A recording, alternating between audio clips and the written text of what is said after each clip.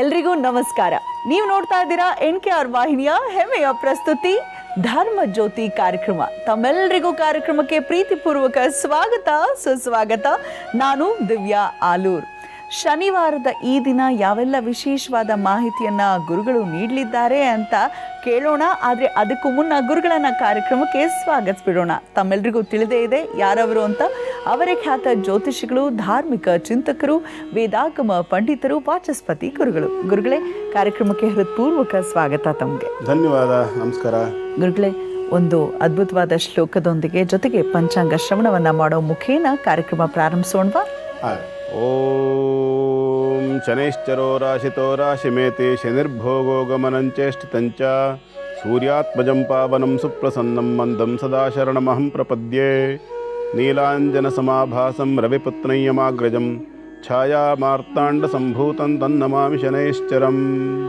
ನಮಃ ಶಾಂತಾಯ ದಿವ್ಯಾಯ ಸತ್ಯಧರ್ಮಸ್ವರೂಪಿಣೆ ಸ್ವಾನಂದಾಮೃತ ತೃಪ್ತಾಯ ಶ್ರೀಧರಾಯ ನಮೋ ನಮಃ. ಓಂ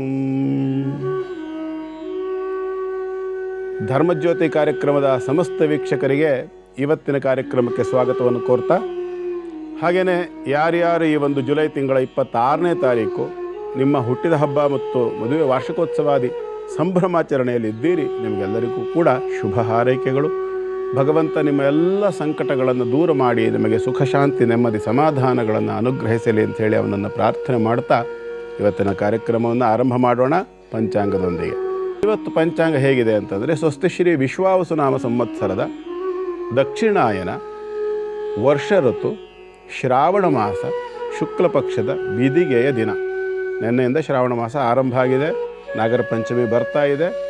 ಆ ಒಂದು ನಾಗರ ಪಂಚಮಿ ಆಚರಣೆಯನ್ನು ಹೇಗೆ ಮಾಡಬೇಕು ಅನ್ನೋದನ್ನು ನಾಡಿದ್ದು ಸೋಮವಾರ ದಿವಸ ತಿಳಿಸ್ಕೊಡ್ತೀನಿ ನಾನು. ಯಾಕೆಂದರೆ ಮರು ದಿವಸ ಮಂಗಳವಾರ ನಾಗರ ಪಂಚಮಿ ಇರುತ್ತಲ್ಲ, ಹಾಗಾಗಿ ಇವತ್ತು ಬಿದಿಗೆ ಆಶ್ಲೇಷ ನಕ್ಷತ್ರ ಅಂದರೆ ಕರ್ಕಾಟಕ ರಾಶಿಯಲ್ಲಿ ಚಂದ್ರನ ಸಂಚಾರ. ಇವತ್ತು ಆಶ್ಲೇಷ ನಕ್ಷತ್ರ ಇದೆ ಹಗಲು ಪೂರ್ತಿ.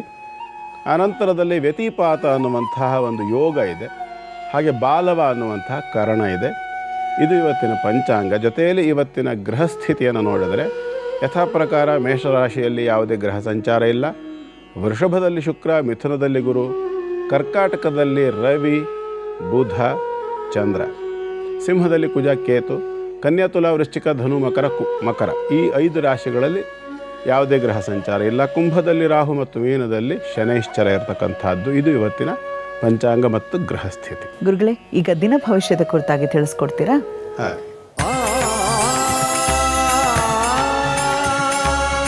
ಮೊದಲಿಗೆ ಮೇಷರಾಶಿ. ಮೊದಲನೇದಾಗಿ ಮೇಷರಾಶಿಯ ಇವತ್ತಿನ ರಾಶಿಫಲ ಏನು ಹೇಳುತ್ತೆ ಅಂತ ನೋಡೋಣ. ಮೇಷರಾಶಿಗೆ ಇವತ್ತಿನ ದಿನ ತಕ್ಕ ಮಟ್ಟಿಗೆ ಉತ್ತಮವಾಗಿರ್ತಕ್ಕಂಥ ದಿನ. 5ನೆಯ ರಾಶಿಯಲ್ಲಿ ಇವತ್ತು ಸ್ವಲ್ಪ ಬಾಧೆ ಜಾಸ್ತಿ ಇದೆ, ಸ್ವಲ್ಪ ಸೋಮಾರಿತನ, ಮಂದವಾಗಿರ್ತಕ್ಕಂಥ ದಿನ, ಮಾಂದಿ ಸಂಚಾರ ಇರ್ತಕ್ಕಂಥದ್ದು ಕುಜ.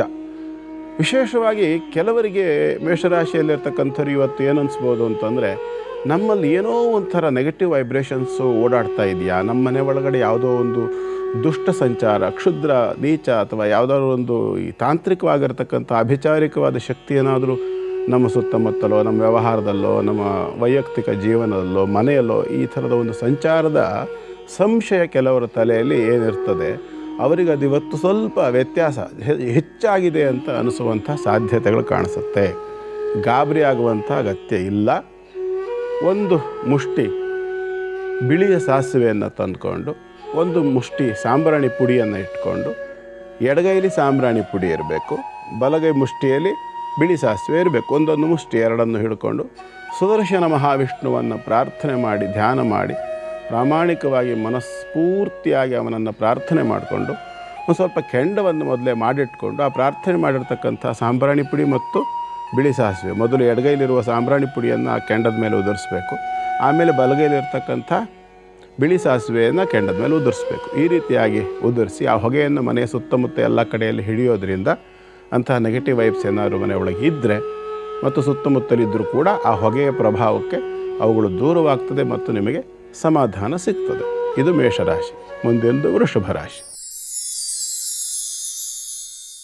ವೃಷಭ ರಾಶಿಯವರಿಗೆ ಇವತ್ತು ಭೂ ವ್ಯವಹಾರಗಳಲ್ಲಿ ಸ್ವಲ್ಪ ಮಟ್ಟಿನ ಮಂದಗತಿಯ ಒಂದು ಬೆಳವಣಿಗೆ ಆಗ್ತಕ್ಕಂಥ ಲಕ್ಷಣ. ಹಾಗಾಗಿ ಹೆಚ್ಚು ಚಿಂತೆ ಮಾಡೋಕ್ಕೆ ಹೋಗಬೇಡಿ. ಎಲ್ಲ ಶಾಶ್ವತವಾದ ಯಾವುದೂ ಇಲ್ಲ. ಸುಖವೂ ಶಾಶ್ವತ ಅಲ್ಲ, ಕಷ್ಟವೂ ಶಾಶ್ವತ ಅಲ್ಲ. ಹಾಗಾಗಿ ಕಷ್ಟ ಸುಖ ಇರೋದೇನು, ಚಿಂತೆ ಮಾಡೋದು ಬೇಡ. ಮತ್ತು ಇವತ್ತಿನ ದಿನ ತಕ್ಕ ಮಟ್ಟಿಗೆ ಚೆನ್ನಾಗಿಯೇ ಇದೆ.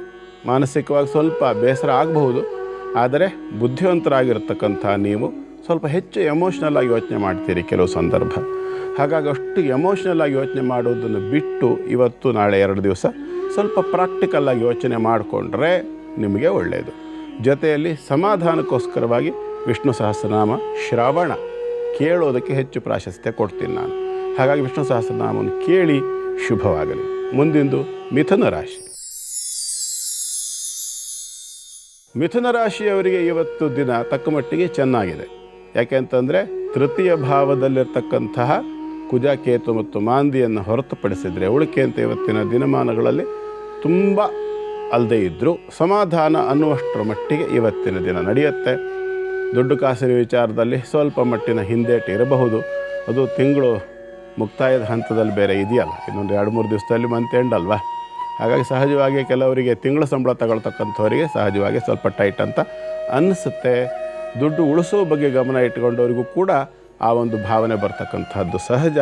ಹೆಚ್ಚು ಚಿಂತೆ ಮಾಡಬೇಡಿ. ವ್ಯಯಭಾವದಲ್ಲಿರ್ತಕ್ಕಂಥ ಶುಕ್ರನಿಗೆ ಸ್ವಲ್ಪ ಸಮಾಧಾನವಾಗುವಂಥ ರೀತಿಯಲ್ಲಿ ಸಾಯಂಕಾಲದ ಹೊತ್ತಿನಲ್ಲಿ ದೇವರ ಮುಂದೆ ಒಂದು ತುಪ್ಪ ದೀಪವನ್ನು ಹಚ್ಚಿಟ್ಟು ಆ ಒಂದು 5-10 ನಿಮಿಷಗಳ ಕಾಲ ಪ್ರಾರ್ಥನೆಯನ್ನು ಮಾಡಿಕೊಳ್ಳಿ. ನಿಮ್ಮ ನಿತ್ಯದ ದೈನಂದಿನ ಚಟುವಟಿಕೆಗಳನ್ನು ಯಥಾವಿಧಿಯಾಗಿ ನಡೆಸ್ಕೊಂಡು ಹೋಗಿ. ಶುಭವಾಗಲಿ. 4ನೇದು ಕರ್ಕಾಟಕ ರಾಶಿ. ಕರ್ಕಾಟಕ ರಾಶಿಯವರಿಗೆ ಇವತ್ತಿನ ದಿನ ಸ್ವಲ್ಪ ಬೇಸರ ತರಬಹುದು. ಯಾಕೆಂದರೆ ದೈಹಿಕವಾಗಿ ಆರೋಗ್ಯದ ವಿಚಾರದಲ್ಲೂ, ಮಾನಸಿಕವಾಗಿರ್ತಕ್ಕಂಥ ಕಿರಿಕಿರಿಯ ವಿಚಾರದಲ್ಲೂ, ದುಡ್ಡು ಕಾಸಿನ ವಿಚಾರದಲ್ಲೂ, ಸಾಂಸಾರಿಕವಾದ ವಿಚಾರದಲ್ಲೂ, ಈ 4 ವಿಚಾರದಲ್ಲಿ ಒಂದು ಸ್ವಲ್ಪ ಅಸಮಾಧಾನ ಇರತಕ್ಕಂಥ ದಿನ ಇವತ್ತು. ಯಾಕೋ ಸರಿಯಾಗಿ ಇಲ್ಲ, ನನಗೆ ಬೆಳಗಿಂದ ಎದ್ದಾಗಿಂದ ಮೂಡ್ ಔಟ್ ಆಗಿದೆ ಅಂತ ಅನೇಕರು ಹೇಳೋದನ್ನು ಕೇಳ್ತೀವಿ ನಾವು. ಹಾಗೆ ಒಂದು ಆ ಮೂಡ್ ಔಟ್ ಆಗ್ತಕ್ಕಂಥ ಒಂದು ದಿನ ಇವತ್ತು. ಈ ಮೂಡ್ ಔಟ್ ಆಗಬಾರ್ದು. ನಮಗೆ ಕೆಲಸ ಕಾರ್ಯದಲ್ಲಿ ಅಥವಾ ನಿತ್ಯದ ಚಟುವಟಿಕೆಗಳಲ್ಲಿ ಸ್ವಲ್ಪ ಸಮಾಧಾನ ಇಟ್ಕೋಬೇಕು, ಧೈರ್ಯವಾಗಿರಬೇಕು. ಅಂದರೆ ಏನು ಮಾಡಬೇಕು ನಾವು ಅಂತಂದರೆ, ಬೆಳಿಗ್ಗೆ ಎದ್ದು ಕೂಡಲೇ ಆ ಥರ ಮೂಡ್ ಔಟ್ ಆಗ್ತದೆ ಅಂತ ಹೇಳಾದರೆ ಮೊದಲು 1 ಲೋಟ ನೀರನ್ನು ಕುಡ್ಕೋಬೇಕು. ನೀರನ್ನು ಕುಡ್ಕೊಂಡು ರಿಲ್ಯಾಕ್ಸ್ ಆಗಿ ಒಂದು 10 ನಿಮಿಷ ವಾಕ್ ಮಾಡಬೇಕು. ಮನೆ ಒಳಗೆ ಮಾಡೋದ್ರಿಂದ ಉಪಯೋಗ ಇಲ್ಲ. ಹೊರಗಡೆಗೆಲ್ಲಾದ್ರೂ ನಿತ್ಯ ಹತ್ತಿರದಲ್ಲಿ ಇರ್ತಕ್ಕಂಥ ಯಾವುದಾದ್ರೂ ಒಂದು ಪಾರ್ಕು ಅಥವಾ ದೇವಸ್ಥಾನ ಇತ್ಯಾದಿಗಳಿಗೆ ಹೋಗಿ ಮೈಂಡನ್ನು ಹಗುರ ಆಗಲಿಕ್ಕೆ ಬೇಕಾಗಿರ್ತಕ್ಕಂಥ ಪ್ರಯತ್ನಗಳನ್ನು ಮಾಡಬೇಕು. ಮೂಡ್ ಔಟ್ ಆಯಿತು ಅಂತೇಳಿ ಮೂಲೆ ಹಿಡ್ಕೊಂಡ್ರೆ ಕಸಬರಿಕೆ ಪರಿಸ್ಥಿತಿ ಆಗ್ತದೆ, ಮೂಲೆಯಲ್ಲಿರೋದೇ ಆಗುತ್ತೆ. ಹಾಗಾಗಿ ಎದ್ದು ಚಟುವಟಿಕೆಯನ್ನು ಮಾಡೋದ್ರಿಂದ, ಸ್ವಲ್ಪ ಓಡಾಡೋದ್ರಿಂದ ಅಥವಾ ನಮಗೆ ಹಿಡಿಸ್ತಕ್ಕಂಥ ಯಾವುದೋ ಒಂದು ಸಂಗೀತವನ್ನು ಕೇಳೋದ್ರಿಂದ ಕೂಡ ಅನುಕೂಲ ಆಗುತ್ತೆ. ಇಲ್ಲ ಸ್ವಾಮಿ, ಯಾವುದಾದ್ರು ದೈವಿಕವಾಗಿ ನಾವೇನಾದರೂ ಮಾಡ್ತೇವೆ ಅಂದರೆ ಖಡ್ಗಮಾಲ ಶ್ರವಣ ಇದ್ದೇ ಇದೆ. ಯೂಟ್ಯೂಬ್ನಲ್ಲಿ ಕೂಡ ಸಿಕ್ಕತ್ತೆ, ದೇವಿ ಖಡ್ಗಮಾಲ ಅಂಥೇಳಿ. ಅದನ್ನು ಶ್ರವಣ ಮಾಡಬೇಕು, ಓದಲಿಕ್ಕೆ ಹೋಗಬೇಡಿ. ತುಂಬ ಬೀಜಾಕ್ಷರಗಳಿದೆ, ಸಿಕ್ಕಾಪಟ್ಟೆ ವೈಬ್ರೇಷನ್ ಇರ್ತಕ್ಕಂಥ ಒಂದು ಮಂತ್ರ ಅದು. ಹಾಗಾಗಿ ಯಾವುದೇ ಕಾರಣಕ್ಕೂ ದೇವಿ ಖಡ್ಗಮಾಲವನ್ನು ಓದಲಿಕ್ಕೆ ಹೋಗಬೇಡಿ. ಉಪದೇಶ ಇಲ್ಲದೆ, ಕಾರಣವಿಲ್ಲದೆ, ಉಪದೇಶವಿಲ್ಲದೆ ಓದಬಾರದು. ಕೇಳಿ, ಅದರಿಂದ ಸಾಕಷ್ಟು ಒಳ್ಳೆಯದಾಗುತ್ತೆ. ಶನಿವಾರ ಯಾವ ಕ್ಷೇತ್ರದ ಕುರಿತಾಗಿ ತಿಳಿಸ್ಕೊಡ್ತಿದ್ದೀರಾ? ಇವತ್ತು ವಾರ ಶನಿವಾರ ಇರೋದ್ರಿಂದ ಶನೈಶ್ಚರನ ಬಗ್ಗೆ ತಿಳಿಸ್ಕೊಡ್ತೇನೆ. ಅದರಲ್ಲೂ ಸ್ವಲ್ಪ ಹಳೆಯ ಶನೈಶ್ಚರ ದೇವಸ್ಥಾನದ ಬಗ್ಗೆ ಯೋಚನೆ ಮಾಡೋಣ. ನಮ್ಮ ಕರ್ನಾಟಕದ್ದೇ. ನಾವು ಆದಷ್ಟು ಹೊರಗಡೆ ಹೋಗೋದು ಬೇಡ ಸದ್ಯ. ನಮ್ಮ ಕರ್ನಾಟಕದ್ದೇನೆ ಮಲೆನಾಡಿನಲ್ಲಿ ಇರತಕ್ಕಂಥದ್ದು ಮಹಾತ್ಮರಿಂದ ಪ್ರತಿಷ್ಠೆ ಆಗಿರ್ತಕ್ಕಂಥ ಶನೈಶ್ಚರನ ದೇವಸ್ಥಾನ.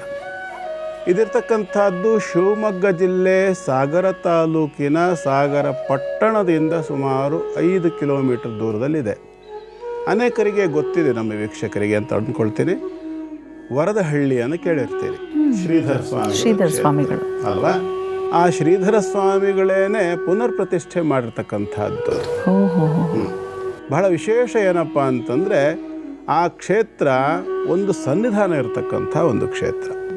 ಅಲ್ಲಿ ಶನೈಶ್ಚರನ ಒಂದು ಆ ದಿವ್ಯ ಶಕ್ತಿಯನ್ನು ಅಲ್ಲಿ ಹೋದವರಿಗೆ ಅದರ ಅನುಭವ ಆಗಿರ್ತದೆ. ಆಯ್ತಲ್ಲ? ಒಂದು ಘಟನೆಯನ್ನು ಹೇಳಬೇಕು ಇಲ್ಲಿ, ಹೇಳಿಬಿಟ್ಟು ಆನಂತರ ಅಲ್ಲಿಯ ಬಗ್ಗೆ ವಿಚಾರ ತಿಳಿಸ್ತೀನಿ. ಸುಮಾರು 40 ವರ್ಷಗಳ ಹಿಂದೆ ಅಂತ ಇಟ್ಕೊಳ್ಳೋಣ. ಅಂದರೆ ನನ್ನ 14-15ನೇ ವಯಸ್ಸು, ಅಂದರೆ 35-36 ವರ್ಷಗಳ ಹಿಂದಿನ ಒಂದು ನಡೆದ ಘಟನೆಯನ್ನು ಹೇಳ್ತೀನಿ. ಆವಾಗ ನಾನು 8-9ನೇ ತರಗತಿಯಲ್ಲಿ ಓದುವಾಗ ನಮ್ಮ ಮನೆಯಿಂದ ಸುಮಾರು ಒಂದು 6-7 ಕಿಲೋಮೀಟರ್ ದೂರದಲ್ಲಿ ಒಂದು ಚಿಕ್ಕ ತೊರೆ ಹರಿಯುವಂಥ ಒಂದು ಜಾಗ, ಅಲ್ಲಿ ಒಂದು ಹಳೆಯ ಶನೈಶ್ವರನ ದೇವಸ್ಥಾನ. ನನಗೇನೋ ಅಲ್ಲಿ ಹೋಗಿ ಬರಬೇಕು ಅಂತ ಒಂದು ಆಸೆ. ಪ್ರತಿ ಶನಿವಾರ ಸ್ಕೂಲ್ ಮುಗಿಸ್ಕೊಂಡು 8-9ನೇ ಕ್ಲಾಸ್ ಓದುವಾಗ ಸ್ಕೂಲ್ ಮುಗಿಸ್ಕೊಂಡು ಸೈಕಲ್ನಲ್ಲಿ ಹೋಗೋದು, ಇಲ್ಲ ಯಾವುದಾದ್ರು ಒಂದು ರನ್ನಿಂಗ್ ಗಾಡಿಗಳನ್ನು ಹಿಡ್ಕೊಂಡು ಹೋಗೋದು, ಈ ಥರದಲ್ಲಿ ಹೋಗಿ ಮಾಡಿ ದರ್ಶನ ಮಾಡಿ ಹೋಗಿ ನಮಸ್ಕಾರ ಮಾಡಿಕೊಂಡು ಬರ್ತಾಯಿದ್ದೆ. ಎಷ್ಟು ವಿಚಿತ್ರ ಅಲ್ಲಿನ ಆ ಒಂದು ಘಟನೆ ಬಗ್ಗೆ. ಯಾಕೆ ಇದನ್ನು ನನ್ನ ಅನುಭವವನ್ನೇ ಹೆಚ್ಚಾಗಿ ನಾನು ಯಾಕೆ ಶೇರ್ ಮಾಡ್ಕೊಳ್ತೇನೆ ಅಂದರೆ, ಅಲ್ಲಿ ಹೋದಾಗ ಅನೇಕ ಸಂದರ್ಭ ಅನೇಕ ಘಟನೆಗಳೆಲ್ಲ ನಡೆದಿದೆ. ಪ್ರಸಾದ ರೂಪವಾಗಿ ಅಲ್ಲಿಂದ ಹೂವಿನ ಪ್ರಸಾದಗಳು ಸಿಕ್ಕಿದ್ದು, ಆ ವಿಗ್ರಹದಲ್ಲಿ ಅದೊಂದೇನೋ ಆ ಒಂದು ಚೈತನ್ಯ. ಮತ್ತು ವಿಚಿತ್ರ ಏನು ಅಂತಂದರೆ, ಎಲ್ಲ ಕಡೆ ಎಲ್ಲರೂ ಹೊಂದ್ಕೊಳ್ಳೋ ಥರ ಸಾಮಾಜಿಕ ವ್ಯವಸ್ಥೆ ಬಗ್ಗೆ ಹೇಳೋದು ನಾನಷ್ಟು ಅದನ್ನು ದೀರ್ಘವಾಗಿ ತಗೊಳ್ಳೋದಿಲ್ಲ. ಆದರೂ ಕೂಡ ಒಂದು ವ್ಯವಸ್ಥೆ ಅಂತ ನಡ್ಕೊಂಡು ಬಂದಿದೆಯಲ್ಲ ಈ ಹಿಂದೆ. ಆ ದೇವಸ್ಥಾನದಲ್ಲಿ ಅರ್ಚಕರು ಜಾತಿಯಿಂದ ಬ್ರಾಹ್ಮಣರಲ್ಲ, ಆದರೂ ಕೂಡ ಒಂದು ನಿಷ್ಠೆ ಮತ್ತು ಶ್ರದ್ಧೆ. ಅದಕ್ಕಾಗಿ ಯಾವುದೇ ಒಂದು ಜಾತಿವಾಚಕವಾಗಿ ನಮ್ಮ ಶಾಸ್ತ್ರಗಳು ಹೇಳೇ ಇಲ್ಲ. ಜಾತಿಯನ್ನು ಶಾಸ್ತ್ರಗಳು ಹೇಳಿಲ್ಲ, ಬದಲಾಗಿ ವರ್ಣವನ್ನು ಹೇಳುತ್ತವೆ. ಚಾತುರ್ವರ್ಣ್ಯಮಯ ಸೃಷ್ಟಂ ಗುಣಕರ್ಮ ವಿಭಾಗಶಃ ಅಂಥೇಳಿ ಭಗವದ್ಗೀತೆಯಲ್ಲಿ ಬರುತ್ತೆ. ವರ್ಣ ಬೇರೆ, ಜಾತಿ ಬೇರೆ. ಮುಂದೊಂದು ದಿನ ಯಾವುದಾದ್ರೂ ಒಂದು ದಿವಸ ಎಪಿಸೋಡ್ನಲ್ಲಿ ಅದನ್ನು ಹೇಳ್ತೀನಿ ನಾನು. ಅಲ್ಲಿ ಅರ್ಚಕರು ಅರ್ಚನೆ ಇತ್ಯಾದಿಗಳನ್ನು ಮಾಡಿ ಪ್ರಸಾದ ಕೊಟ್ಟಾಗ ನನಗೆ ಸಂಬಂಧಪಟ್ಟ ನಾನು ಯಾವುದಾದ್ರೂ ಪ್ರಶ್ನೆಯನ್ನು ಕೇಳಿದೆ, ಈ ಹೂ ಬೇಕು ಪ್ರಸಾದ ನನಗೆ, ಅದೇ ಹೂ ಪ್ರಸಾದ ಆಗ್ತಿತ್ತು ನನ್ನ ಕೆಲಸ ಆಗೋದಿದ್ರೆ. ಎಷ್ಟು ಜಾಗೃತ ಸ್ಥಳ. ಹೌದು, ಇಂಥದ್ದು ಆ ಹೂ ನಿನ್ನ ಬಲಗಡೆ ಕೈ ಮೇಲೆ ಇಟ್ಕೊಂಡಿದೆಯಲ್ಲ, ಆ ಹೂ ಬೇಕು ಪ್ರಸಾದ, ಅದೇ ಹೂ ಪ್ರಸಾದ. ಅಂದರೆ ಮನಸ್ಸಲ್ಲಿ ಸಂಕಲ್ಪ, ಬಾಯಿ ಬಿಟ್ಟು ಹೇಳೋದೇನಲ್ವಲ್ಲ. ಪ್ರಾರ್ಥನೆ ಎಲ್ಲ ಹೆಚ್ಚಾಗಿ ಮನಸ್ಸಿನೊಳಗೆ ಮಾಡ್ಕೊಳ್ಳೋದು. ಹೀಗೆ ನಡೀತಿತ್ತು. ಒಂದು ಸಾರಿ ಬಹುಶಃ 1988-89 ಒಂದು ಸಾಲಿನಲ್ಲಿ ಅಂತ ಅಂದ್ಕೊಳ್ತೇನೆ, ನಮ್ಮ ತಂದೆಯವರು ಈಗ ನಾನು ಹೇಳ್ತಾ ಇರುವಂತಹ ಕ್ಷೇತ್ರಕ್ಕೆ ಹೋದರು. ಅಲ್ಲಿ ಶ್ರೀಧರ ಸ್ವಾಮಿಗಳವರು ಪ್ರತಿಷ್ಠೆ ಮಾಡಿರ್ತಕ್ಕಂಥದ್ದು. ವಿಷಯಕ್ಕೆ ಬಂದುಬಿಡೋಣ, ಶೆಟ್ಟಿಸರ ಅಂತ ಊರದು. ಆ ಊರಿನಲ್ಲಿರ್ತಕ್ಕಂತಹ ಶ್ರೀಧರ ಸ್ವಾಮಿಗಳಿಂದ ಪುನರ್ ಪ್ರತಿಷ್ಠೆ ಆಗಿರತಕ್ಕಂತಹ ಕ್ಷೇತ್ರ ಅದು. ಶ್ರೀಧರ ಸ್ವಾಮಿಗಳವರು 60ರ ದಶಕದಲ್ಲಿ ಅಲ್ಲಿ ಪುನರ್ ಪ್ರತಿಷ್ಠೆಯನ್ನು ಮಾಡಿರೋದು. ಅಂದರೆ ಸುಮಾರು 1 ಸಂವತ್ಸರ ಚಕ್ರ ಕಳೆದಿದೆ ಅಲ್ಲಿ ಶನೈಶ್ಚರನ ಪುನರ್ ಪ್ರತಿಷ್ಠೆ ಆಗಿ. ಅದಕ್ಕಿಂತ ಹಳೆಯ ಸನ್ನಿಧಾನ ಅಂತ ಲೆಕ್ಕ. ಹಾಗಾಗಿ ಅಲ್ಲಿ ನಮ್ಮ ತಂದೆಯವರು ಹೋದಾಗ ಅಲ್ಲಿ ಒಬ್ಬರಿಗೆ ಆವಾಗಿದ್ದರು, ಈಗ ಅವರಿಲ್ಲ, ಅವರ ಮೈ ಮೇಲೆ ಶನೈಶ್ಚರನ ಒಂದು ಆವೇಶ ಆಗ್ತಿತ್ತು. ನಿನ್ನ ಮಗ ನನ್ನ ದರ್ಶನಕ್ಕೆ ಬರೋನೆ ಬಾ ಅಂತಂದರು. ಅಂದರೆ ಇದನ್ನು ಯಾಕೆ ಹೇಳಿದೆ ನಾನು ಅಂದರೆ, ಸನ್ನಿಧಾನದಲ್ಲಿ ಮೈ ಮೇಲೆ ಆವೇಶ ಆಗ್ತಕ್ಕಂಥ ಪಾತ್ರಿ ಅಂತ ಕರೀತಾರೆ. ಆ ಪಾತ್ರಿ ನಿಷ್ಠಾವಂತನಾಗಿದ್ದು ಮೈ ಮೇಲೆ ಆವೇಶ ಆಗ್ತಕ್ಕಂಥದ್ದು ಇದೆಯಲ್ಲ. ನಿಮಗೆ ಉದಾಹರಣೆ ಗೇರುಸೊಪ್ಪ ಗೊತ್ತಿದೆ, ನಾನೇನು ಹೇಳೋದು ಬೇಡ, ಉದಾಹರಣೆ ಕೊಟ್ಟು. ನಾವು ಹಿಂದಿನ ಸಂಚಿಕೆಯಲ್ಲಿ ಗೇರುಸೊಪ್ಪ ತಗೊಂಡಿರ್ತೀವಿ, ಇವತ್ತು ನೆನಪು ಮಾಡ್ಕೊಳ್ಳೋಣ. ವಿಚಿತ್ರ ಏನಂತಂದರೆ, ಅಲ್ಲಿ ಆವೇಶ ಆಗ್ತಕ್ಕಂತಹ ವ್ಯಕ್ತಿ ನಮ್ಮ ತಂದೆಯವರ ಬಳಿ ನಿನ್ನ ಮಗ ನನ್ನ ಭಕ್ತ, ನನ್ನ ಒಂದು ಸ್ಥಾನಕ್ಕೆ ಬರ್ತಾನೆ, ದರ್ಶನ ಮಾಡ್ತಾನೆ ಅಂತ ಹೇಳಿಕೆಯನ್ನು ಕೊಟ್ಟಿರ್ತಕ್ಕಂಥ ಜಾಗ ಅದು. ನಮ್ಮ ತಂದೆಯವರಿಗೆ ನಾನು ಆ ದೇವಸ್ಥಾನಕ್ಕೆ ಹೋಗೋದು ಗೊತ್ತೇ ಇಲ್ಲ. ಹೀಗೆ ನಡೆದಿದ್ದು ಅಂತಹ ಒಂದು ಸನ್ನಿಧಾನ ಇರತಕ್ಕಂತಹ ಶೆಟ್ಟಿಸರ ಅನ್ನುವಂಥ ಊರು. ಸಾಗರ ನಗರದಿಂದ, ಪಟ್ಟಣದಿಂದ ವರದಹಳ್ಳಿಗೆ ಹೋಗುವ ಮಾರ್ಗದಲ್ಲಿ ಒಂದು ಹೆಲಿಪ್ಯಾಡ್ ಸಿಗ್ತದೆ. ಆ ಹೆಲಿಪ್ಯಾಡ್ ಆದ ನಂತರದಲ್ಲಿ ಒಳಗಡೆಗೆ ಹೋದರೆ ಬಲಭಾಗದಲ್ಲಿ ಶನೈಶ್ಚರ ಕ್ಷೇತ್ರ ಇರ್ತಕ್ಕಂಥದ್ದು. ಅಂತಹ ಒಂದು ಕ್ಷೇತ್ರ. ಅಲ್ಲಿ ಹೋಗಿ ಸೇವೆ ಮಾಡಿ ಶನೈಶ್ಚರನಿಗೆ ಬೇಕಾಗ್ತಕ್ಕಂಥದ್ದೇನು, ಅವನಿಗೆ ಬೇರೆ ದೇವರುಗಳ ಥರದಲ್ಲಿ ಈ ಪಂಚಾಯತನದಲ್ಲಿರ್ತಕ್ಕಂಥದ್ದು ಒಂದೊಂದು ದೇವತಾ ಶಕ್ತಿಗಳಿಗೆ ಇನ್ನೊಂದು ಸೇವೆಯನ್ನು ಹೇಳ್ತದೆ. ಉದಾಹರಣೆಗೆ ಹೇಳಬೇಕು ಅಂತಂದರೆ, ಪಂಚಾಯತನ ದೇವತೆಗಳು ಸೂರ್ಯ, ಗಣಪತಿ, ಅಂಬಿಕಾ, ಶಿವ, ವಿಷ್ಣು. ಈ 5 ದೇವತೆಗಳೇ ಪಂಚಾಯತನ ದೇವತೆಗಳು. ಇದರಲ್ಲಿ ಒಂದೊಂದು ದೇವತೆಗಳಿಗೆ ಒಂದೊಂದು ಕ್ರಿಯೆ ಇಷ್ಟವಾಗತ್ತೆ. ಏನು ಅದರಲ್ಲಿ ಕ್ರಿಯೆ, ಆರಾಧನಾ ಕ್ರಮಕ್ಕೆ ಹೇಳ್ತಿರೋದು ನಾನು. ಕರ್ಮಾಂಗ. ಸೂರ್ಯನಿಗೆ ನಮಸ್ಕಾರ ಇಷ್ಟ, ನಮಸ್ಕಾರ ಪ್ರಿಯೋ ಭಾನು ಅಂತ ಹೇಳ್ತಾರೆ. ಸೂರ್ಯನಿಗೆ ನಮಸ್ಕಾರ ಇಷ್ಟ. ಅಥವಾ ಸೂರ್ಯನ ಚೈತನ್ಯವನ್ನು ನಾವು ತಗೋಬೇಕು ಅಂದರೆ ನಮಸ್ಕಾರ ಕ್ರಿಯೆಯಿಂದ ತಗೋಬೇಕು. 2ನೇದು ಗಣೇಶ. ಗಣಪತಿಗೆ ನೈವೇದ್ಯ ಪ್ರಿಯ ಅವನು. ಅವನಿಗೆ ಬಗೆ ಬಗೆಯಾಗಿರ್ತಕ್ಕಂಥ ಭಕ್ಷ್ಯಭೋಜ್ಯಗಳು, ಮೋದಕ, ಚಕ್ಲಿ, ಕೋಡ್ಬಳೆ ಇತ್ಯಾದಿಗಳನ್ನೆಲ್ಲ ಇಡ್ತಾರೆ, ಉಂಡೆಗಳನ್ನೆಲ್ಲ ಇಟ್ಟು ಅವನಿಗೆ ನೈವೇದ್ಯ ಅಂತ ಮಾಡ್ತಾರೆ. ಅವನು ನೈವೇದ್ಯ ಪ್ರಿಯ. ನಾನು ಹಿಂದೆ ಕೂಡ ಹೇಳಿದ್ದೇನೆ, ದೇವತಾ ಶಕ್ತಿಗಳು ಅನ್ನುವಂಥದ್ದನ್ನು ನಾವು ಶರೀರಾತ್ಮಕವಾಗಿ ಕಲ್ಪನೆ ಮಾಡೋದಾರೆ ಅಗ್ನಿ ಶರೀರ ಕಲ್ಪನೆ ಮಾಡಬೇಕು ಅಂತ ಹೇಳಿದ್ದೀನಿ ನಾನು. ಅಂದರೆ ಗಣಪತಿಗೆ ಸಂಬಂಧಪಟ್ಟು ಹೋಮ, ಮಾಡ್ತಕ್ಕಂಥದ್ದು ವಿಶೇಷವಾಗಿ ಅಗ್ನಿ ಮೂಲಕವಾಗಿ ಅವನಿಗೆ ಇಷ್ಟವಾಗ್ತಕ್ಕಂತಹ ದ್ರವ್ಯಗಳನ್ನು ಆಹಾರ ರೂಪದಲ್ಲಿ ಅಥವಾ ಆಹುತಿಯ ರೂಪದಲ್ಲಿ ಕೊಡ್ತಕ್ಕಂಥದ್ದು ಗಣಪತಿಗೆ ಪ್ರಿಯ. ಹಾಗೆಯೇ ದೇವಿಗೆ ಅರ್ಚನ ಪ್ರಿಯ. ಅವಳು ಕುಂಕುಮ ಹೂವು ಇತ್ಯಾದಿಗಳಿಂದ ಅರ್ಚನೆ ಮಾಡಿದರೆ ದೇವಿ ಸಂಪ್ರೀತಳಾಗ್ತಾಳೆ. ಹಾಗೆ ಶಿವನಿಗೆ ಅಭಿಷೇಕ ಪ್ರಿಯ ಶಿವ ಅಂತ ಹೇಳ್ತಾರೆ. ಹಾಗಾಗಿ ಶಿವನಿಗೆ ಅಭಿಷೇಕವನ್ನು ಹೆಚ್ಚಾಗಿ ಹಾಲು, ಮೊಸರು, ಪಂಚಾಮೃತ, ಎಳನೀರು ಅಥವಾ ಜ್ಯೂಸು, ಕಬ್ಬಿನ ಹಾಲು, ನೀರು, ಗಂಗಾಜಲ ಇತ್ಯಾದಿಗಳಿಂದ ಅಭಿಷೇಕವನ್ನು ಮಾಡಿದರೆ ಶಿವ ಸಂತುಷ್ಟನಾಗ್ತಾನೆ. ಹಾಗೆ ಇವರೆಲ್ಲಗಿಂತಲೂ ಬೆಟರ್ ಅಂಡ್ ಅಥವಾ ಇನ್ನೊಂದು ಥರದಲ್ಲಿ ಹೇಳೋದಾದ್ರೆ ಭಾಳ ಅದ್ಭುತವಾದ ಇನ್ನೊಂದು ಚೈತನ್ಯ ಬಾಕಿ ಉಳಿತು, ಲಾಸ್ಟ್ ಒಂದು ನಾಟ್ ಬಟ್ ಲೀಸ್ಟ್ ಅಂತ ಹೇಳ್ತಾರಲ್ಲ, ವಿಷ್ಣು. ಅವನು ಒಂಥರ ವಿಚಿತ್ರ. ಇದು ಎಲ್ಲಕ್ಕಿಂತ ವಿಶಿಷ್ಟವಾದಂಥವನವನು ಅಲಂಕಾರ ಪ್ರಿಯೋ ವಿಷ್ಣು. ನಾವು ತಿರುಪತಿಯಲ್ಲೆಲ್ಲ ನೋಡ್ತೇವಲ್ಲ, ಅವನಿಗೆ ಆ ಬ್ರಹ್ಮರಥೋತ್ಸವದಲ್ಲ ಅಲಂಕಾರಗಳೇನು, ಆ ತೋಮಾಲೆಗಳೇನು, ಆ ದಿಂಡುಗಳೇನು, ಅದು ಕಟ್ಟೋ ವಿಧಿ ಏನು, ನೋಡೋದಕ್ಕೆ ಎರಡಲ್ಲ, ಕನ್ನಡಕ ಹಾಕ್ಕೊಂಡು ನಾಲ್ಕಲ್ಲ, ಎಷ್ಟು ಕಂಡಿದ್ದರೂ ಸಾಲದು ಅಲ್ವಾ. ಹಾಗೆ ಶನೈಶ್ಚರನಿಗೆ ಏನು ಅಂತಂದರೆ ದೀಪಾರಾಧನ ಪ್ರಿಯ. ಅವನಿಗೆ ಏನು ಮಾಡಬೇಕು ಅಂದರೆ ಕಪ್ಪು ಬಣ್ಣದ ಬಟ್ಟೆಯಲ್ಲಿ ಒಂದು ಅರ್ಧ ಚಮಚ ಆಗುವಷ್ಟು ಎಳ್ಳನ್ನಿಟ್ಟು ಗಂಟು ಕಟ್ಟಿ ಎಳ್ಳೆಣ್ಣೆಯಲ್ಲಿ ಅದ್ದಿಟ್ಟು ಅದನ್ನೇ ಜ್ಯೋತಿ ರೂಪದಲ್ಲಿ ಅವನ ಮುಂದೆ ಬೆಳಗ್ತಕ್ಕಂಥದ್ದು.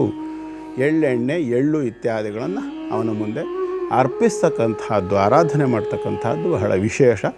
ಅಲ್ಲೂ ಕೂಡ ಮತ್ತೆ ಅಗೇನ್ ದೇವತಾರಾಧನೆ ವಿಚಾರದಲ್ಲಿ ಅಗ್ನಿ ಶರೀರಿಗಳು ಅಂತ ಹೇಳಿದ್ದೀನಿ ನಾನು. ಹಾಗಾಗಿ ಹೋಮವನ್ನು ಮಾಡ್ತಕ್ಕಂಥದ್ದು ಕೂಡ ಶನೈಶ್ಚರನಿಗೆ ಪ್ರಿಯವಾಗತ್ತೆ. ಅದರಲ್ಲೂ ವಿಶೇಷವಾಗಿ ಕಪ್ಪು ಬಣ್ಣದ ಎಳ್ಳಿನಿಂದ ಶನೈಶ್ಚರನಿಗೆ ಆಹುತಿಯನ್ನು ಕೊಡ್ತಕ್ಕಂಥದ್ದು ಅವನಿಗೆ ಹೆಚ್ಚು ಸಂತುಷ್ಟಿಯನ್ನು ಕೊಡುತ್ತೆ. ಸೋಮವಾರ ನಾಗಚೌತಿ ಬರ್ತಿದೆ. ಆಚಾರ ವಿಚಾರ ವಿಭಾಗದಲ್ಲಿ ಇವತ್ತು ದಯಮಾಡಿ ಯಾವ ಒಂದು ನಿಷ್ಠೆಯಿಂದ, ಯಾವ ಪದ್ಧತಿಯಲ್ಲಿ ನಾವು ನಾಗಚೌತಿಯನ್ನು ಮಾಡಬೇಕು, ಪೂಜಾ ಪದ್ಧತಿಯನ್ನು ತಿಳಿಸ್ಕೊಟ್ಬಿಡಿ. ಯಾಕಂದರೆ ಭಾನುವಾರ ನಮ್ಮ ಕಾರ್ಯಕ್ರಮ ಇರೋದಿಲ್ಲ. ಆ ಕಾರಣಕ್ಕಾಗಿ ಏನೆಲ್ಲ ತಯಾರಿಯನ್ನು ಮಾಡಿಕೊಳ್ಬೇಕು ಅಂತ ಪೂರ್ವಭಾವಿಯಾಗಿ ತಿಳಿಸ್ಕೊಡ್ಬೋದಾ? ಖಂಡಿತ. ಮೊದಲನೇದಾಗಿ ಇವತ್ತಿನ ಆಚಾರ ವಿಚಾರ ಕಾರ್ಯಕ್ರಮದಲ್ಲಿ ಸೋಮವಾರದ ವಿಚಾರಗಳನ್ನು ತಗೊಳ್ತಾ ಇದ್ದೀವಿ. ಸೋಮವಾರ ನೀವು ಆರಾಧನೆ ಮಾಡಬೇಕಾದಂಥ ವಿಚಾರಗಳನ್ನು ಯಾಕೆ ತಗೊಳ್ತಾ ಇದ್ದೀವಿ ಅಂದರೆ ನಾಳೆ ದಿವಸ ಧರ್ಮಜ್ಯೋತಿ ಕಾರ್ಯಕ್ರಮ NKR-TV ವಾಹಿನಿಯಲ್ಲಿ ಪ್ರಸಾರ ಇರೋದಿಲ್ಲ. ಹಾಗಾಗಿ ಸೋಮವಾರ ಬೆಳಗ್ಗೆ ಕೆಲವರ ಒಂದು ಕುಲಾಚಾರ ಅಂತ ಹೇಳೋದಾದರೆ ಕೆಲವು ಕುಟುಂಬಗಳಲ್ಲಿ, ಪರಿವಾರಗಳಲ್ಲಿ ಚತುರ್ಥಿಯ ದಿವಸ ನಾಗಚೌತಿ ಅಂತ ಹೇಳ್ತಾರೆ, ನಾಗ ಚತುರ್ಥಿ ಅಂತ ಹೇಳ್ತಾರೆ, ನಾಗಪಂಚಮಿ ಆಚರಣೆ ಮಾಡದೇ ಇರತಕ್ಕಂಥವ್ರು ಇದ್ದಾರೆ, ನಾಗಚೌತಿಯನ್ನು ಆಚರಣೆ ಮಾಡ್ತಕ್ಕಂಥವ್ರು ಇದ್ದಾರೆ. ಅಂಥವರು ಪೂಜೆಗಾಗಿ ಏನು ಸಿದ್ಧತೆಗಳನ್ನು ಮಾಡಿಕೊಳ್ಬೇಕು ಮತ್ತು ಪೂಜೆಯನ್ನು ಯಾವ ರೀತಿಯಲ್ಲಿ ಆಚರಣೆ ಮಾಡುವುದು ಉತ್ತಮ ಅನ್ನೋದನ್ನು ತಿಳಿಸುವಂಥ ಒಂದು ಸಣ್ಣ ಪ್ರಯತ್ನ. ಯಾಕೆ ಚತುರ್ಥಿಗೆ ಆಚರಣೆ ಮಾಡ್ತಾರೆ ಅಂದರೆ ಅವರ ಕುಲದಲ್ಲಿ ಹಿಂದೆ ನಡ್ಕೊಂಡು ಬಂದಿರತಕ್ಕಂಥದ್ದು ಚೌತಿ, ಪಂಚಮಿ, ಷಷ್ಠಿ ಈ 3 ದಿನಗಳಲ್ಲೂ ಆಚರಣೆ ಮಾಡ್ತಕ್ಕಂಥ ಅವಕಾಶ ಉಂಟು, ತಪ್ಪೇನಿಲ್ಲ. ಆದರೆ ಚೌತಿಗೆ ಆಚರಣೆ ಮಾಡ್ತಕ್ಕಂಥ ಸಂದರ್ಭದಲ್ಲಿ ವಿಶೇಷವಾಗಿ ಏನು ಹೇಳ್ತದೆ ಅಂದರೆ ಹುತ್ತದ ಮಣ್ಣಿನಿಂದ ನಾಗನನ್ನು ಮಾಡಬೇಕು ಅಂತ ಹೇಳುತ್ತೆ. ಹುತ್ತದ ಮಣ್ಣಿನಿಂದ ನಾಗನನ್ನು ಮಾಡಬೇಕು. ಯಾಕೆ? ಅನೇಕರ ಮನೆಗಳಲ್ಲಿ ಬೆಳ್ಳಿಯ ಪ್ರತಿಮೆಗಳಿರುತ್ತೆ ಅಥವಾ ಬೇರೆ ಬೇರೆ ರೀತಿಯಲ್ಲಿ ನಾಗನನ್ನು ಹುತ್ತಕ್ಕೆ ಹೋಗಿ ನೇರವಾಗಿ ಕೂಡ ಪೂಜೆ ಆರಾಧನೆಗಳನ್ನು ಮಾಡ್ತಕ್ಕಂಥವ್ರು ಕೂಡ ಇದ್ದಾರೆ. ಆದರೆ ನಮ್ಮ ಜನರದ್ದೊಂದು ದೊಡ್ಡ ಸಮಸ್ಯೆ ಏನು ಅಂತಂದರೆ ಎಲ್ಲೇ ಹೋಗಲಿ ಪೂಜೆ ಆರಾಧನೆ ಹೆಸರಿನಲ್ಲಿ ಆ ಜಾಗವನ್ನು ಪೂರ್ತಿ ಗಬ್ಬೆಬ್ಬಿಸಿ ಬಂದುಬಿಡ್ತಾರೆ. ಅದಕ್ಕೆ ಒಂದು ಸಾಂಕೇತಿಕವಾಗಿ ಮಾಡಿದರೆ ಸಾಕಾಗುತ್ತೆ. ನಿಮ್ಮ ಮನೆಗಳಲ್ಲಿ ಮಾಡುವಾಗ ನೀವು ಹೇಗೂ ಮಾಡಿ, ಆದರೆ ಹೊರಗಡೆಗೆ ಬಂದು ಮರದ ಬುಡದಲ್ಲೋ, ನಾಗರಕಲ್ಲು ಪ್ರತಿಷ್ಠಾಪನೆ ಆಗಿರ್ತಕ್ಕಂಥ ಜಾಗದಲ್ಲೋ ಅಥವಾ ಹುತ್ತದ ಒಳಗೋ ನೀವು ಹೋದವರು 1,000 ಜನ ಹೋಗಿ ಅಡ್ಡಾದಿಡ್ಡಿ ಹಾಲು ತುಂಬಿಗೆ ಬಂದರೆ, ಒಂದೊಮ್ಮೆ ಅದರೊಳಗಡೆಗೆ ಹಾವೇ ಇದ್ದರೆ, ನಾಗರೇ ಇದ್ದರೆ, ಅದಿಲ್ಲ ಅಂದರೆ ಬೇರೆ ಇನ್ಯಾವುದೋ ಒಂದು ಜೀವಿ ಇರುತ್ತೆ, ಅದರೊಳಗಡೆ ನೀವು ಮೇಲೆ ಮೇಲೆ ಮೇಲೆ ಮೇಲೆ ಆ ಹಾಲನ್ನು ಅಷ್ಟು ಸುರಿದ್ರೆ ಆ ಜೀವಕ್ಕೆ ನೀವು ತೊಂದರೆ ಕೊಟ್ಟಾಗ ಆಗ್ತದೆ, ಬಿಟ್ಟರೆ ಸೇವೆ ಮಾಡಿದಾಗ ಆಗೋದಿಲ್ಲ. ಮತ್ತು ನಮ್ಮ ಭಕ್ತಿ ಹೇಗೆ ನಾವು ಸಮರ್ಪಣೆ ಮಾಡಬೇಕು ಅಂತ ನೀವು ಕೇಳ್ಬೋದು. ನಿಮ್ಮ ಭಕ್ತಿಯನ್ನು ಸಮರ್ಪಣೆ ಮಾಡಬೇಕಿದ್ರೆ 1 ಲೀಟರ್ ಗಟ್ಟಲೆ ತೊಗೊಂಡು ಹಾಲು ಸುರಿದ್ರೆ ಮಾತ್ರ ನಾಗಪ್ಪ ಸಂತುಷ್ಟ ಆಗೋದಾ? ಯಾಕೆ ಅರ್ಥ ಮಾಡ್ಕೊಳ್ಳೋದಿಲ್ಲ? ಅಂಥ ಸಂದರ್ಭ ಇದ್ದರೆ ನಿಮ್ಮ ಮನೆಯಲ್ಲಿ ನಾಗನ ಬಿಂಬವನ್ನು ಇಟ್ಕೊಳ್ಳಿ, ಅದನ್ನು ಅಭಿಷೇಕ ಮಾಡಿ ತೀರ್ಥರೂಪವಾಗಿ ಆ ಹಾಲನ್ನು ನೀವೇ ಸ್ವೀಕಾರ ಮಾಡಿ ಕಾಯಿಸ್ಕೊಳ್ಳಿ, ಹೆಪ್ಪು ಹಾಕ್ಕೊಳ್ಳಿ ಅಥವಾ ಜ್ಯೂಸ್ ಮಾಡ್ಕೊಳ್ಳಿ ಅಥವಾ ಯಾವುದೋ ಒಂದು ರೀತಿಯಲ್ಲಿ ಅದನ್ನು ಕನ್ಸ್ಯೂಮ್ ಮಾಡಿ, ಆಹಾರವಾಗಿ ತಗೊಳ್ಳಿ. ಅದನ್ನು ತಗೊಂಡೋಗಿ ಚೆಲ್ಲೋದು, ವ್ಯರ್ಥ ಮಾಡೋದು. ನೀವು ತಂದಿರೋದು ದೇವರ ಸೇವೆಗಾಗಿ. ಒಂದೊಮ್ಮೆ ದೇವರಿಗೆ ಅಭಿಷೇಕ ಮಾಡಿದ್ದು ಹೌದು, ಹೇಳಾದ್ರೆ ನೀವು ತೀರ್ಥರೂಪವಾಗಿ ನೀವು ಸ್ವೀಕಾರ ಮಾಡ್ಬೋದು ಅಲ್ವಾ? ಅದು ತಗೊಂಡೋಗಿ ಚೆಲ್ಲಿ ದಂಡ ಮಾಡೋದು ಯಾಕೆ? ಸ್ವಲ್ಪ ಮಟ್ಟಿಗೆ ಅದನ್ನು ಮಾಡೋದು ಸರಿ, ನಾನು ಇಲ್ಲ ಅಂತ ಹೇಳೋದಿಲ್ಲ. ಆದರೆ ನಮ್ಮ ಅನುಷ್ಠಾನ ಅಂತಕ್ಕಂಥದ್ದು ವಾತಾವರಣವನ್ನು ಕಲುಷಿತಗೊಳಿಸುವಂತೆ ಆಗಬಾರದು. ಇದು ನಮ್ಮ ಕಾನ್ಸೆಪ್ಟ್.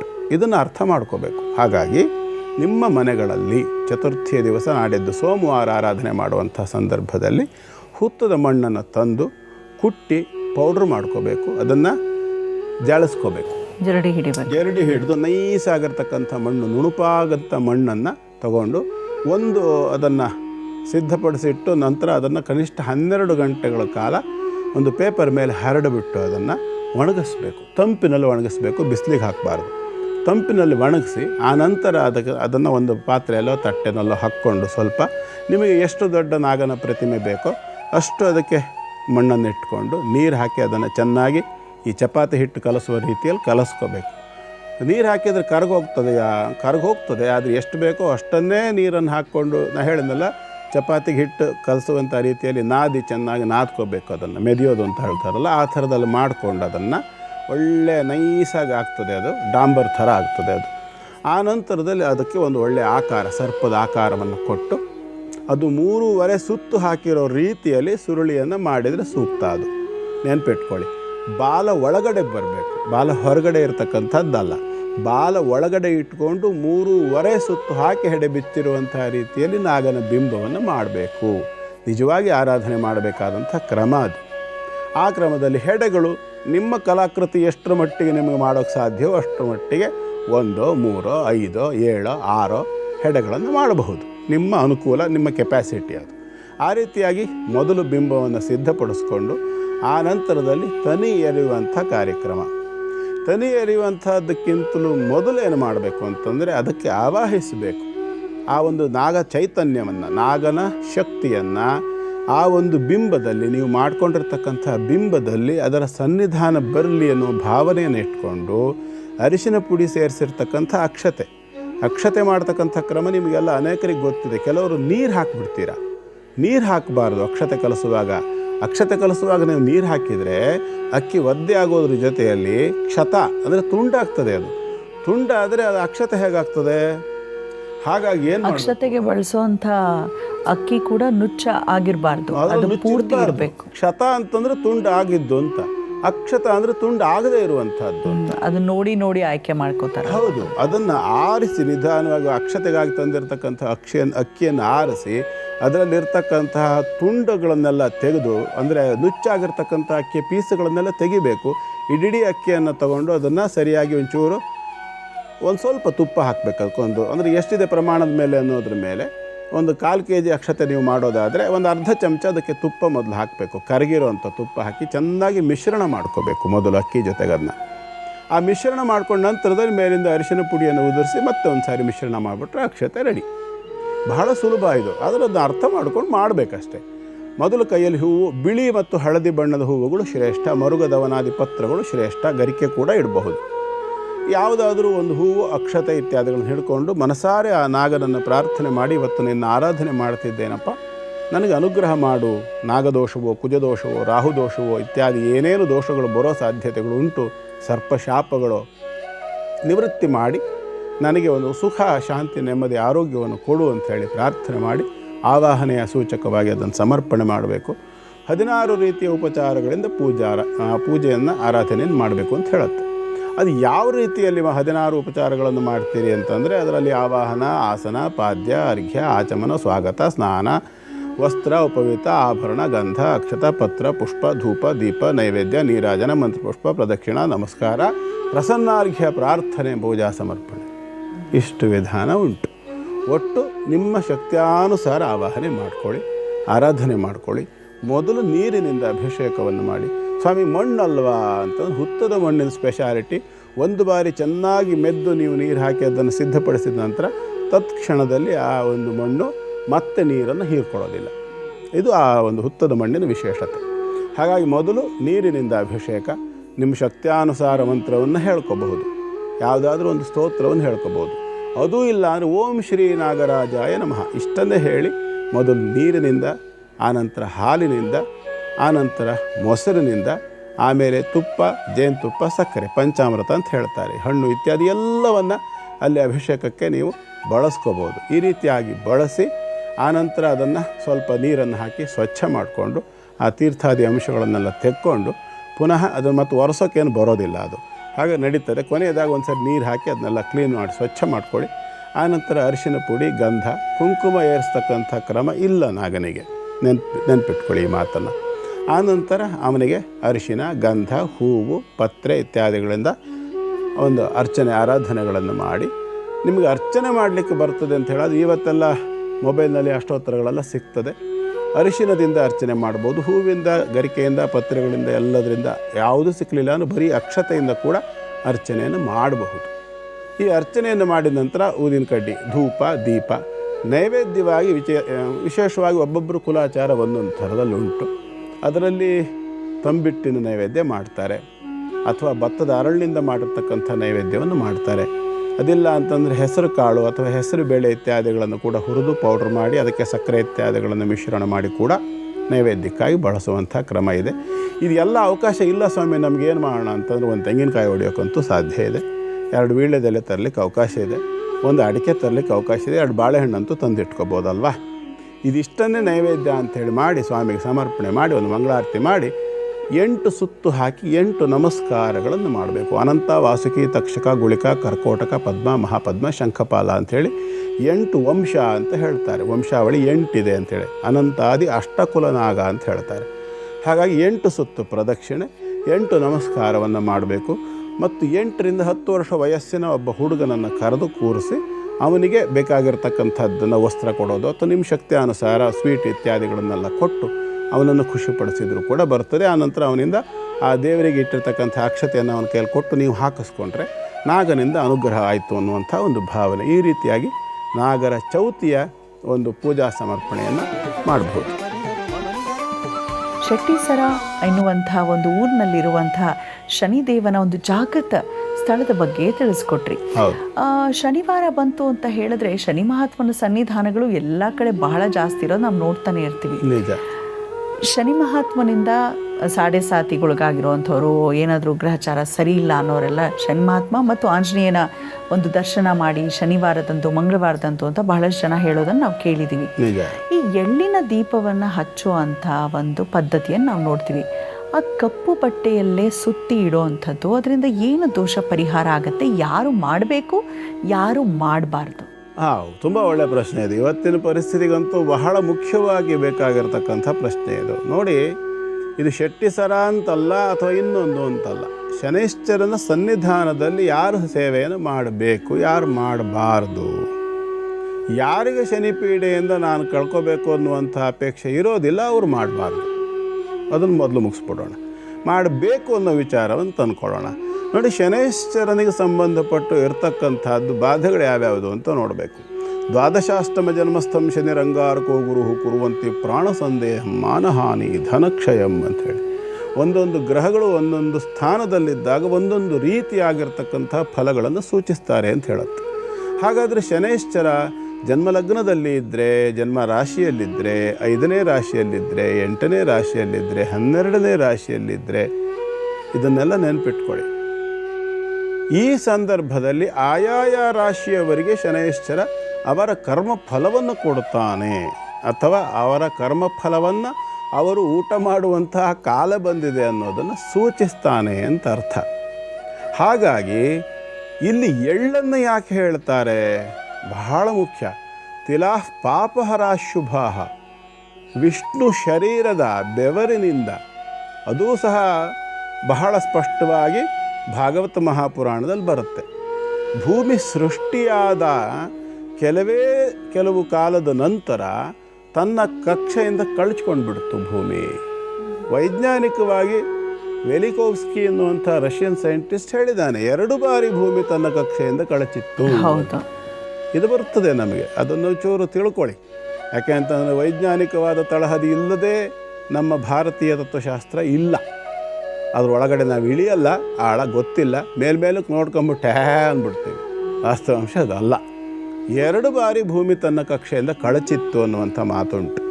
ಹಾಗಾಗಿ ಮೊದಲನೇ ಬಾರಿ ಅವನು ಯಜ್ಞವಾರಾಹ ರೂಪದಿಂದ ಬಂದು ಮಹಾವಿಷ್ಣು ಆ ಭೂಮಿಯನ್ನು ತನ್ನ ಕೋರೆಗಳ ಮೇಲೆ ಎತ್ತಿ ತಂದು ತನ್ನ ಕಕ್ಷೆಯಲ್ಲಿ ವಾಪಸ್ ತಂದು ನಿಲ್ಲಿಸಿದ ಅನ್ನುವಂಥ ಒಂದು ಮಾತು ಭಾಗವತ ಮಹಾಪುರಾಣದಲ್ಲಿ ಬರುತ್ತೆ.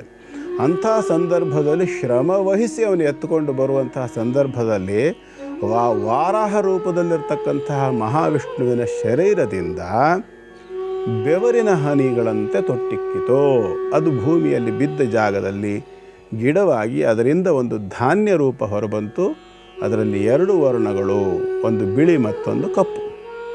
ಶ್ವೇತತಿಲ ಬಿಳಿಯ ಎಳ್ಳು ಮತ್ತು ಕಪ್ಪು ಎಳ್ಳು, ಈ 2 ಬಣ್ಣದ ಎಳ್ಳಿನ ಉತ್ಪತ್ತಿ ಆಯಿತು ಅಂತ ಹೇಳ್ತಾರೆ.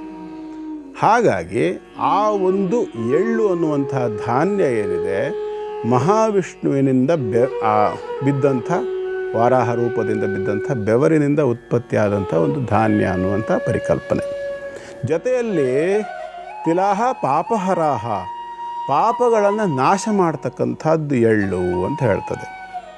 ಕಪ್ಪು ಅನ್ನುವಂಥದ್ದು ಕತ್ತಲನ್ನು ಸೂಚಿಸ್ತದೆ, ತಮೋ ಗುಣವನ್ನು ಸೂಚಿಸ್ತದೆ. ನೋಡಿ, ಎಳ್ಳನ್ನು ಬೆಂಕಿಗೆ ಹಾಕಿದರೆ ಸಿಡಿತದೆ. ಮೊದಲು ಸಿಡಿದು ಆನಂತರ ಅದಕ್ಕೆ ಬೆಂಕಿ ಹತ್ಕೊಳ್ತದೆ, ಅದು ವಿಶೇಷ. ಬೇರೆ ಯಾವುದೇ ಒಂದು ಧಾನ್ಯವನ್ನು ನೀವು ಹಾಕಿದರೆ ಅಗ್ನಿಗೆ ಅಲ್ಲಿ ಸಿಡಿಯೋದಿಲ್ಲ. ಅದು ಇದು ಚಟಪಟ ಚಟಪಟ ಸಿಡಿದು ಬಿಟ್ಟು ಬೆಂಕಿ ಹತ್ಕೊಳ್ತದೆ. ನೀವು ಸಾಸಿವೆಯನ್ನು ಬೆಂಕಿಗೆ ಹಾಕಿ ಅಗ್ನಿಗೆ ಹಾಕಿ ಸಿಡಿಯೋಲ್ಲ ಅದು. ಅದೇ ಸಾಸಿವೆಯನ್ನು ಎಣ್ಣೆಗೆ ಹಾಕಿದರೆ ಸಿಡಿತದೆ ಅಲ್ವಾ? ನೀವು ಹೇಳಕ್ಕೆ ಮುಂಚೆ ಅದೇ ಪ್ರಶ್ನೆ ಮನಸ್ಸಲ್ಲಿ ಹುಟ್ಟಿತ್ತು. ಹಾಗೆ ಎಳ್ಳನ್ನು ಅಗ್ನಿಗೆ ಹಾಕಿದಾಗ ಅದು ಸುಡುವಂಥ ಸಂದರ್ಭದಲ್ಲಿ ಹೇಗೆ ಸಿಡುತ್ತದೆಯೋ, ಕಪ್ಪು ಬಣ್ಣವನ್ನು ಜ್ಯೋತಿಯಾಗಿ ಅದು ಉರಿತದೆ ಅಲ್ವಾ? ಕಪ್ಪು ಬಣ್ಣದ ಬಟ್ಟೆ ಮತ್ತು ಎಳ್ಳೆಣ್ಣೆ ಎಳ್ಳಿಂದಲೇ ಉತ್ಪತ್ತಿಯಾಗಿರ್ತಕ್ಕಂಥ ಒಂದು ತತ್ವ ಅದು. ಹಾಗಾಗಿ ಅದನ್ನು ನಾವು ಹಚ್ಚುವುದರಿಂದ ಏನಾಗ್ತದೆ, ಕರ್ಮಫಲ. ನೋಡಿ, ಇದು ಒಂದಕ್ಕೊಂದಕ್ಕೆ ಎಷ್ಟು ಚೆನ್ನಾಗಿ ಹತ್ತಿರದಲ್ಲಿ ಸಂಬಂಧ ಇದೆ ಗೊತ್ತಾಗುತ್ತೆ ಯೋಚನೆ ಮಾಡ್ತಾ ಹೋದರೆ. ನಮ್ಮ ಕರ್ಮಗಳು ಸತ್ಕರ್ಮವಾಗಿದ್ದ ಪಕ್ಷದಲ್ಲಿ ನಮಗೆ ಶನೈಶ್ಚರನಿಂದ ಅಲ್ಲ, ಯಾವ ಗ್ರಹದಿಂದ ಯಾವ ಭಯವೂ ಇಲ್ಲ. ಸತ್ಕರ್ಮ ಮಾಡಿದ್ದ ಪಕ್ಷದಲ್ಲಿ ಒಳ್ಳೆಯ ಕೆಲಸ ಮಾಡುವಂಥ ಸಂದರ್ಭದಲ್ಲಿ ಕೆಲವು ತಪ್ಪು ಹೆಜ್ಜೆಗಳಾಗ್ತದೆ, ಅದಕ್ಕೆ ಕ್ಷಮೆ ಉಂಟು, ಅದು ಅಪರಾಧ ಅಲ್ಲ. ಅದರ ಹಿಂದಿನ ಉದ್ದೇಶ ಧರ್ಮವಾಗಿದ್ದರೆ, ಧರ್ಮ ಅಂದರೆ ಹಿಂದೂ ಮುಸ್ಲಿಂ ಕ್ರಿಶ್ಚಿಯನ್ ಅಂತ ತಗೋಬೇಡಿ, ಧರ್ಮ ಅಂದರೆ ಯೋಗ್ಯ, ಅರ್ಹ, ಸತ್ಯ, ಪ್ರಾಮಾಣಿಕ ಇತ್ಯಾದಿ ಅರ್ಥಗಳನ್ನು ಹೇಳ್ತಾ ಇದ್ದೀನಿ ನಾನು. ಅದು ಕಾರಣವಾಗಿದ್ದ ಪಕ್ಷದಲ್ಲಿ ಅಲ್ಲಿ ನಡೆಯುವಂತಹ ಚಿಕ್ಕ ಪುಟ್ಟ ತಪ್ಪುಗಳು ಅಪರಾಧ ಅಲ್ಲ. ಹಾಗಂತ ಹೇಳ್ಕೊಂಡು ಉದ್ದೇಶವೇ ಸರಿ ಇಲ್ಲದೆ ನಾವು ಒಳ್ಳೆ ಕೆಲಸ ಮಾಡ್ತೇನೆ ಅಂದ್ರೂ ಯಾವ ಫಲವೂ ಇಲ್ಲ. ಹಾಗಾಗಿ ಉದ್ದೇಶ ಸರಿಯಾಗಿದೆ ಅಂತ ಹೇಳಾದಾಗ ಈ ಥರದ ಒಂದು ಕ್ರಿಯೆಗಳು ನಡೆದಿದ್ದ ಪಕ್ಷದಲ್ಲಿ ಅದರಿಂದ ಪಾಪ ಇತ್ಯಾದಿ ಲೇಪನ ಆಗೋದಿಲ್ಲ. ಹಾಗಾಗಿ ಆ ಒಂದು ಕರ್ಮದ ಫಲವನ್ನು ನಾವು ಊಟ ಮಾಡುವಂಥ ಕಾಲ ಬರ್ತದೆ ಅನ್ನೋ ಕಾರಣಕ್ಕಾಗಿಯೇ ಜನರಿಗೆ ಭಯ. ಶನಿಯನ್ನು ಕಂಡ್ರೆ ಯಾಕೆ ಭಯ ಅಂದರೆ, ಜೀವನದಲ್ಲಿ ಒಂದಲ್ಲ ಒಂದು ಸಂದರ್ಭದಲ್ಲಿ ನಾವು ಯಾವುದೋ ಒಂದು ಆಕಸ್ಮಿಕವಾದ ಆಚರಣೆ ಮಾಡಿರ್ತಕ್ಕಂಥ ಯಾವುದೋ ಒಂದು ಕರ್ಮದ ಫಲ ಈಗ ಊಟ ಮಾಡಬೇಕಾಗಿ ಬಂದ್ಬಿಟ್ರೆ ಸಂಕಟ ಅಲ್ವಾ ಅನ್ನುವಂಥ ಭಯ ಬರುತ್ತೆ. ಆ ಒಂದು ಭಯದಿಂದ ನಿವೃತ್ತಿಗೋಸ್ಕರವಾಗಿ, ಭಯ ಅಂತಂದ್ರೆ ಕತ್ತಲು ಅಂತಲೇ ಅರ್ಥ, ಅಜ್ಞಾನದಿಂದಾಗಿ ಭಯ. ಅಜ್ಞಾನ ಅಂದರೆ ಕತ್ತಲು ಅಂತಲೇ ಅರ್ಥ. ಕತ್ತಲು ಅಂತಂದ್ರೆ ಏನು, ಮುಂದಿರ್ತಕ್ಕಂಥದ್ದು ಕಾಣಿಸದೇ ಇರ್ತಕ್ಕಂಥ ಸ್ಥಿತಿ ಅಂತ ಕತ್ತಲು ಅಂದರೆ. ಅಜ್ಞಾನ ಅಂದರೂ ಅಷ್ಟೇ, ಭವಿಷ್ಯ ಕಾಣೋದಿಲ್ಲ. ಹೀಗಾಗಿ ಅದೆಲ್ಲದರ ಒಂದು ದ್ಯೋತಕವಾಗಿರ್ತಕ್ಕಂಥದ್ದು ಕಪ್ಪು ಬಟ್ಟೆ. ಅದರ ಒಳಗಡೆಗೆ ಇಡ್ತಕ್ಕಂಥದ್ದು ಎಳ್ಳು. ಕಾರಣ ಏನು ಅಂದರೆ ಪಾಪ ನಾಶವಾಗಲಿ. ಹಚ್ಚತಕ್ಕಂಥದ್ದು ಬೆಂಕಿ. ಇದರ ಸಾಂಕೇತಿಕವಾದ ಅರ್ಥವನ್ನು ನೋಡಿ. ಅಜ್ಞಾನದಿಂದಾಗಿ ನಾನು ಮಾಡಿರ್ತಕ್ಕಂಥ ಪಾಪಕರ್ಮಗಳು ಈ ಒಂದು ಅಗ್ನಿಯಲ್ಲಿ ಎಳ್ಳು ಸುಡುವ ರೀತಿಯಲ್ಲಿ ಸುಟ್ಟು ಭಸ್ಮವಾಗಲಿ. ನನ್ನ ಪಾಪಗಳೆಲ್ಲವೂ ಕೂಡ ಹೇಗೆ ಎಳ್ಳು ಬಟ್ಟೆ ಸುಟ್ಟು ಬೂದಿ ಆಗ್ತದೆಯೋ ಹಾಗೆ ನನ್ನ ಎಲ್ಲ ರೀತಿಯಾಗಿರ್ತಕ್ಕಂಥ ಅಜ್ಞಾನದಿಂದ ಆಚರಣೆ ಆಗಿರ್ತಕ್ಕಂತಹ ಪಾಪಕರ್ಮಗಳು ಎಲ್ಲವೂ ಸಹ ನಾಶವಾಗಲಿ. ಇದರಿಂದಾಗಿ ನಾನು ಮಾಡ್ತಾ ಇರತಕ್ಕಂಥ ಈ ಒಂದು ಕ್ರಿಯೆಯಿಂದಾಗಿ ಕರ್ಮಫಲವನ್ನು ಕೊಡ್ತಕ್ಕಂತಹ ಶನೈಶ್ಚರ ಸಂತುಷ್ಟನಾಗಲಿ ಅನ್ನುವಂಥ ಪ್ರಾರ್ಥನೆ. ಅಂದರೆ ತಾತ್ಪರ್ಯ ಗುರುಗಳೇ, ನಿಜಕ್ಕೂ ಬಹಳ ವಿಶೇಷವಾದ ಮಾಹಿತಿಯನ್ನು ನಾವು ಪಡೆದುಕೊಂಡ್ವಿ. ಯಾಕೆ ನಾವು ಕರಿ ಬಟ್ಟೆಯಲ್ಲಿ ಸುತ್ತಿ ತಿಲವನ್ನು ಸುಡ್ತೇವೆ, ನಮ್ಮ ಕರ್ಮಗಳು ಕೂಡ ಹಾಗೆ ಸುಟ್ಟು ಹೋಗಲಿ ಅನ್ನೋ ಭಾವದೊಂದಿಗೆ ಅಂತ ತಿಳಿಸ್ಕೊಟ್ರಿ. ಈಗ ಮುಂದಿನ ರಾಶಿಗಳ ಕುರಿತಾಗಿ ತಿಳಿಸಿ ಗುರುಗಳೇ. ಆಗಲಿ. ಈಗ ಮೊದಲನೇದಾಗಿ ಸಿಂಹರಾಶಿ.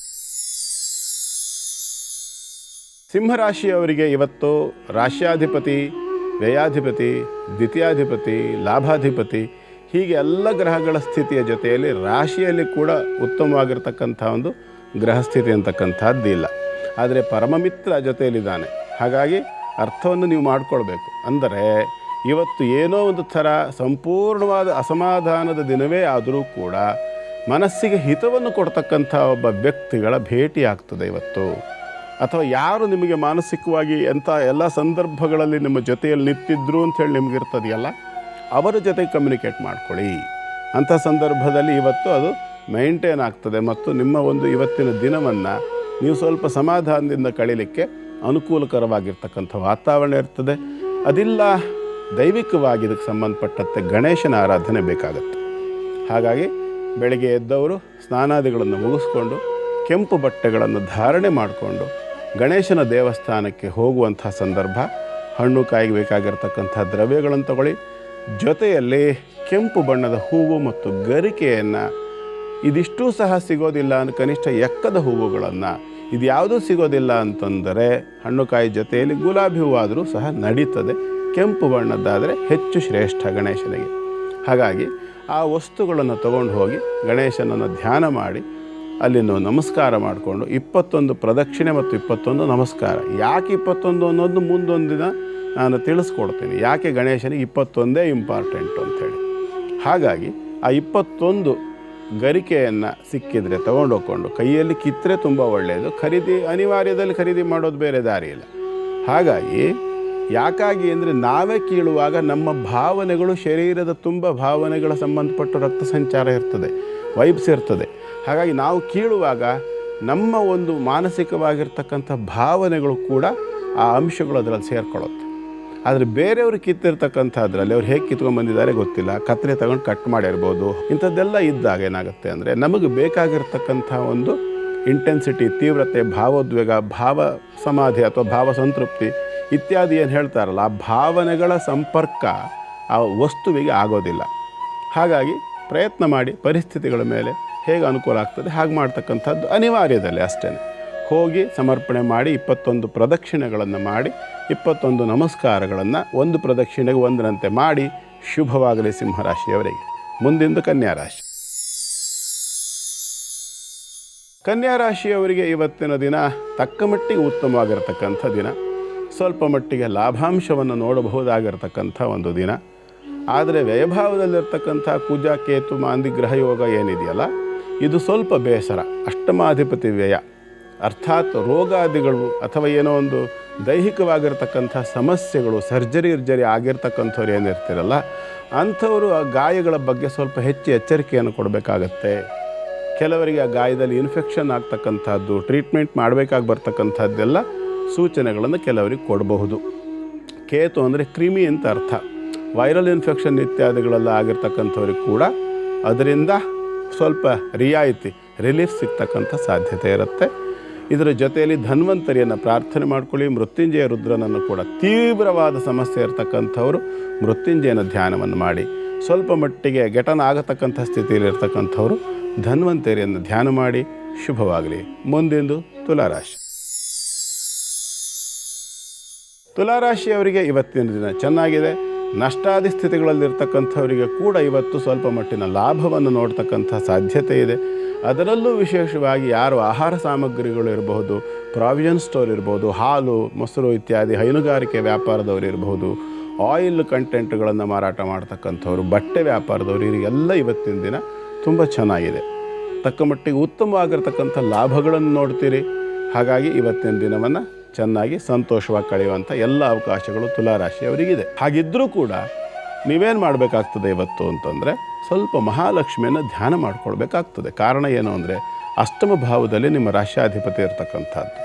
ಹಾಗಾಗಿ ಸ್ವಲ್ಪ ಮಹಾಲಕ್ಷ್ಮಿಯ ಧ್ಯಾನಾದಿಗಳನ್ನು ಮಾಡಿಕೊಂಡು, ಸಾಧ್ಯವಾದರೆ ಪುರುಸೊತ್ತು ಇದ್ದರೆ ಲಕ್ಷ್ಮಿ ಅಷ್ಟೋತ್ತರ ಹೇಳಲಿಕ್ಕೆ ಬಂದರೆ, ಪ್ರಕೃತಿ ವಿಕೃತಿ ಮಿದ್ಯಾಂ ಸರ್ವಭೂತ ಹಿತಪ್ರದಾಮ್ ಅಂತೇಳಿ ಏನು ಬರುತ್ತಲ್ಲ, ಅದನ್ನು ಸ್ತೋತ್ರವನ್ನು ಹೇಳ್ಕೋಬಹುದು. ಅಥವಾ ಪ್ರಕೃತಿ ಮಹಾವಿಕೃತಿ ಮಹಾವಿದ್ಯಾ ಮಹಾ ಅದನ್ನು ಹೇಳ್ಕೋಬೋದು. ಇಲ್ಲ ಇದು ಯಾವುದು ಬರೋಲ್ಲ ಸ್ವಾಮಿ ಅಂದರೆ ನಮಗೆ ಸರ್ವಮಂಗಲ ಮಾಂಗಲ್ಯ ಕೂಡ ಹೇಳ್ಕೋಬೋದು. ಅದೂ ಬರೋದಿಲ್ಲ ಸ್ವಾಮಿ, ನಮ್ಮ ಸಂಸ್ಕೃತವೇ ಬರೋಲ್ಲ, ಅಮ್ಮ ತಾಯಿ ಕಾಪಾಡು ಅಂತೇಳಿ ಕಣ್ಣು ಮುಚ್ಚಿ ನಮಸ್ಕಾರ ಮಾಡಿದರೂ ಸಹ ಅವಳಿಗೆ ಅದು ಸಲ್ತದೆ. ಶ್ರದ್ಧಾ ಭಕ್ತಿ ಮುಖ್ಯ. ಸರಿಯಾಗಿ ಮಾಡಿ. ಶುಭವಾಗಲಿ. ಮುಂದಿಂದು ವೃಶ್ಚಿಕ ರಾಶಿ. ವೃಶ್ಚಿಕ ರಾಶಿಯವರಿಗೆ ಇವತ್ತಿನ ದಿನ ಚೆನ್ನಾಗಿದೆ.